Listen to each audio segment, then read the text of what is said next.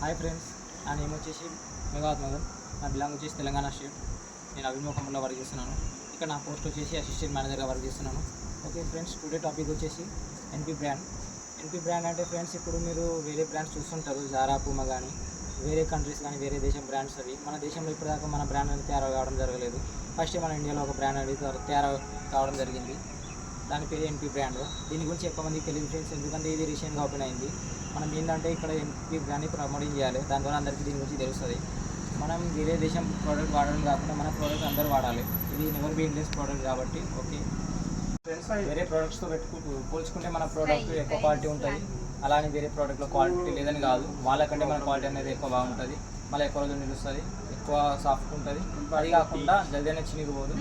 వేరే ప్రోడక్ట్తో పోల్చుకుంటే మన ప్రోడక్ట్ అనేది ఎక్కువ రోజులు నిలుస్తుంది. ఓకే ఫ్రెండ్స్, దీంతో I hope like this video.